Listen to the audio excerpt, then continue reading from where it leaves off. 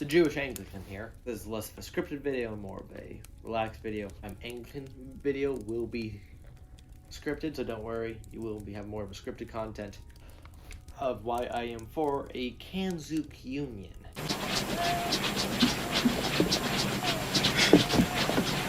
Dylan!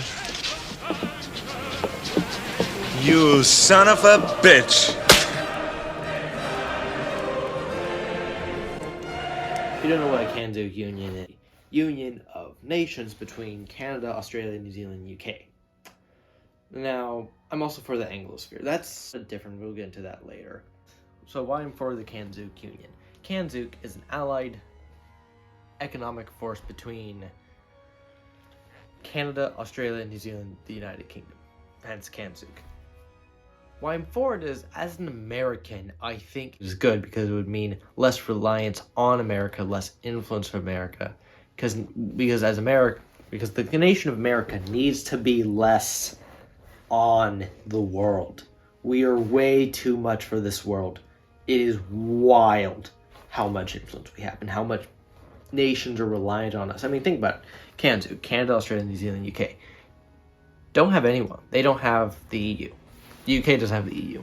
Canada is not going to have the US. The US is not going to invade Canada. Don't worry about that. That's Trump's joking. America's going to become more isolationist. Australia and New Zealand are going to be alone with each other against China eventually. Even maybe in Singapore, if Singapore is going to become a superpower in the future. So, all these countries are English-speaking countries with English common law. English common law is a system of law which in legal system that America also uses. But CANZUK would be really beneficial because with each other in allied forces, it would kind of be like the British Empire 2.0. And I know why a lot of people don't like the British Empire, I get that, but it's not just the British Empire, it's a new alliance of English-speaking nations with shared history. Also, this would be really good for Canada since the Canadian dollar is very worthless. The new Prime Minister, Duck Phillips, will make it better. I don't know. But imagine if Britain's economy gets better, then Canada, Australia, and New Zealand could theoretically adopt the pound and kind of have it a euro, but for the CANZUK nations. Having these shared common people with these common languages and these common cultures unite together in this terrific, powerful, well, not necessarily powerful, but it would have 130 million people. It would really be a really spectacular thing to see. Now, I don't really think about what the flag would be like. Maybe I can just throw it here or there. But then there's the Anglo-Sphere. The Anglo-Sphere is kind of a cultural and geographical term for basically all of CANZUK, like I mentioned before, but also the United States. And maybe Singapore or South Africa, but that's a whole other topic. The Anglo-Sphere. I'm not in favor of an Anglo-Sphere union. To an extent. I'm in favor of a cultural union. A union of shared identity and cultural crossing. Because America, I think, should be more friendly with the motherland of Britain. We can't deny our shared culture. And a lot of people have trashed the Anglo-Sphere for good and bad reasons. But think about it like this. The Anglo-Sphere was there. The Anglo-Sphere lived and fought when the Nazis took France. When the Nazis took France, the West had pretty much fallen except for Britain and all of her colonies in America. We allied together against the Nazis. You're almost there. Come on! You're almost there.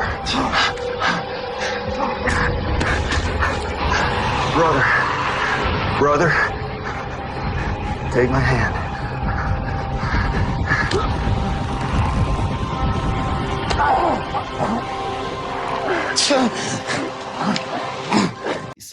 Now, I'm Jewish. You see it in my channel name, the Jewish-Anglican. I am biased for the Anglo-Sphere. Of course I am. I can't deny. These people, they stopped a genocide against my people. I am biased for the Anglo-Sphere. The Anglo-Sphere, though, I think there should be a cultural alliance. What I think should happen is there should be CANZUK, and there should be the United States.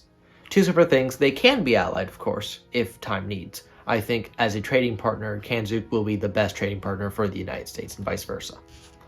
I 100% believe in the CANZUK-American alliance, I guess, is better. But if the Anglo-Sphere is going to happen, what should it be called?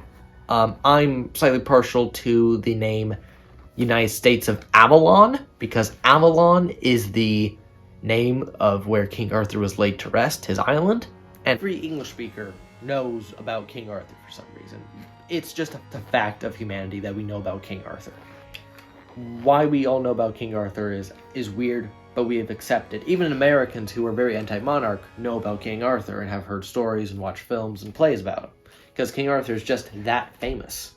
So I think called the United States of Avalon would be good. But going back to CANZUK, should CANZUK retain the British royal family? Yes, they should.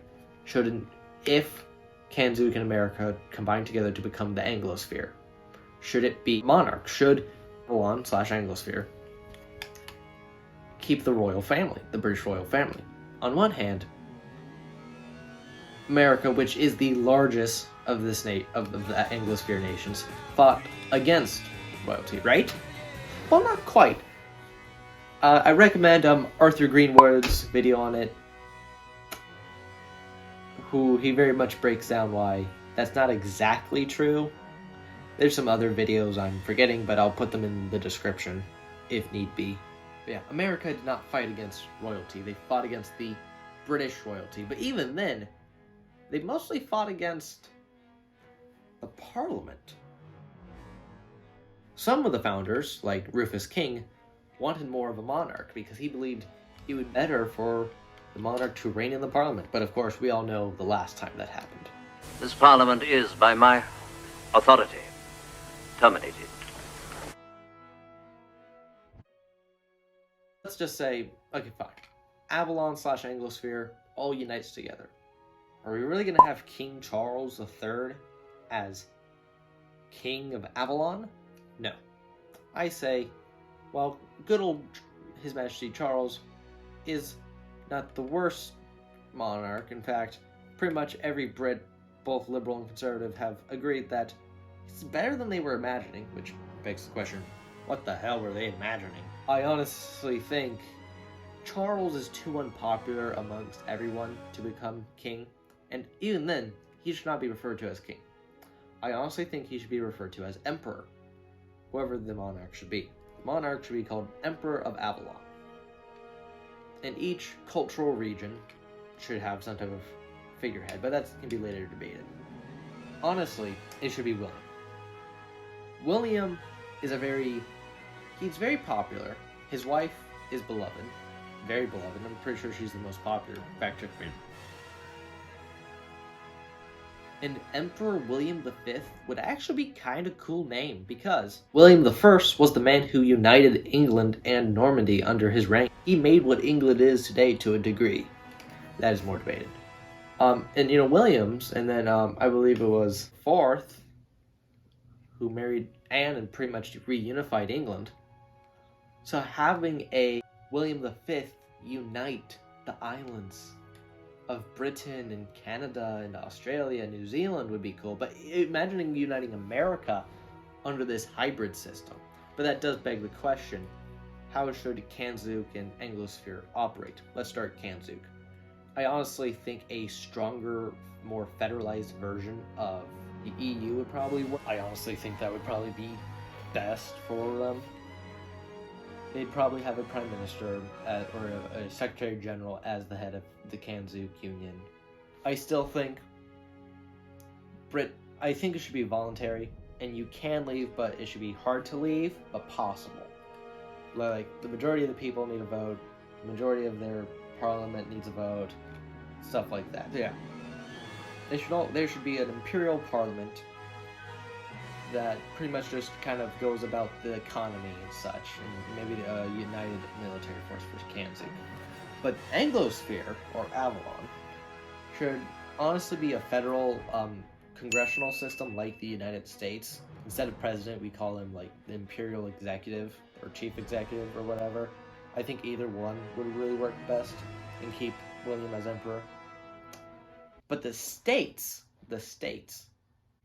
would all be running on a parliamentary system, because from a libertarian perspective, you should want the states to be a parliamentary system and the government as a congressional system.